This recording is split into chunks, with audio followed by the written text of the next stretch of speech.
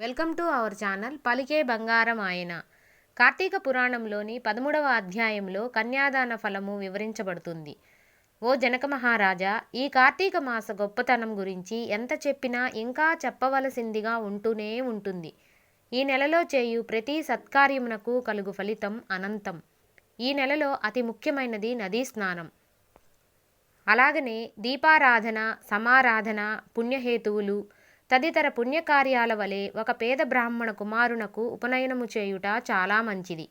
ఉపనయనము చేయుటకు శక్తి చాలని వారు దక్షిణ తాంబూలాదులిచ్చి ఉపనయనం చేయించినా ఆ ఫలితమే కలుగుతుంది. ఎంతటి పాపమైనా తొలగిపోతుంది. వ్యభిచార దోషం నశించిపోతుంది. నూతులు చెరువులు త్రవ్వించిన ఫలితం కలుగుతుంది. అంతకన్నా అధిక ఫలప్రదమైనట్టిది కన్యాదానము.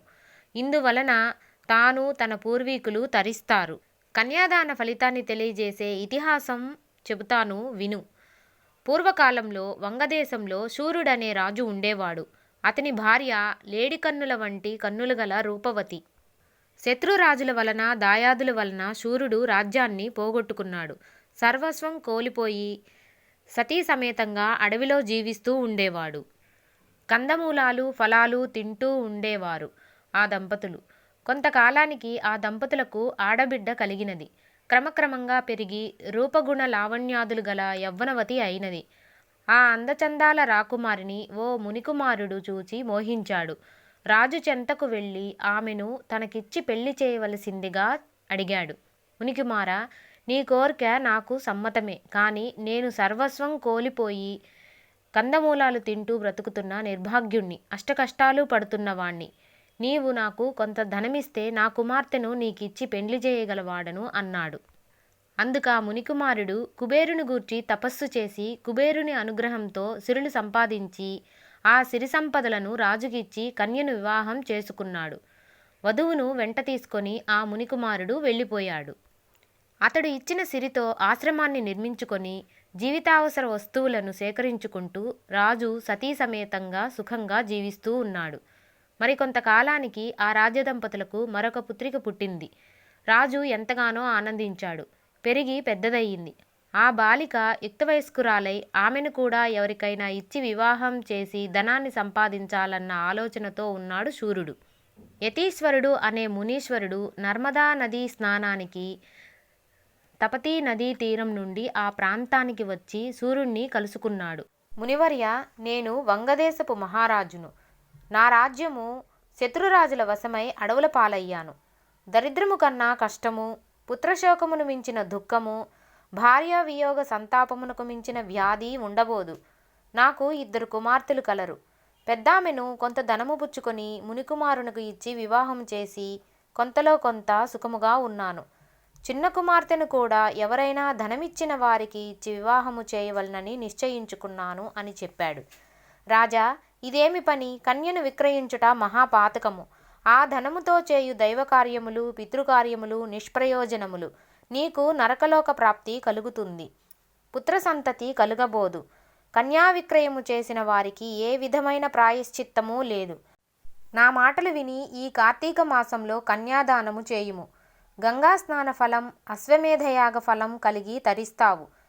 పెద్ద కుమార్తెకు తీసుకున్న కన్యాశుల్క దోషము కూడా నశిస్తుంది అని ఆ యోగి హితోపదేశం చేశాడు. మహానుభావ, అవేమి మాటలు? పాపఫలము వలన నరకయాతనులు ఎప్పుడో కలుగును. కానీ దారిద్ర్య బాధ, జీవన యాతనలు అధిగమించుట జీవితానికి ముఖ్యం. తిండి తిప్పలు లేక జీవన సౌఖ్యాలకు దూరమై చిక్కి శల్యమై బ్రతుకుట, ముక్కు మూసుకొని తపస్సు చేసి మోక్షానికి అర్రులు చాచుట అవివేకము. మీరేమన్ననూ సరే, నేను నా కుమార్తెను తగిన ధనమిచ్చిన వారినికే వివాహము చేస్తాను అన్నాడు. వాని ఆలోచనా ధోరణికి యోగి ఆశ్చర్యపడి తన దారిన తను వెళ్ళిపోయాడు. కొంతకాలానికి రాజు మరణించాడు. నరకానికి తీసుకుపోబడి నానా విధాల చిత్రహింసలను అనుభవిస్తూ ఉన్నాడు. అతని పూర్వీకుడు అయిన ధర్మనిరతుడు అయిన శృతకీర్తిని రాజు యొక్క పాపచర్యల కారణంగా స్వర్గం నుండి నరకానికి తీసుకురావలసి వచ్చింది. యమభటులు ఏ విధమైన అధర్మములు చేయని దాన ధర్మాలతో బ్రతుకంతా గడిపినందువల్ల స్వర్గలోకవాసం చేస్తున్న అతనిని ఎందువల్ల నరకయాతనలకు గురి చేస్తున్నారో తెలియక ఆ శృతకీర్తి కారణమేమిటని యమధర్మరాజును ప్రశ్నించాడు.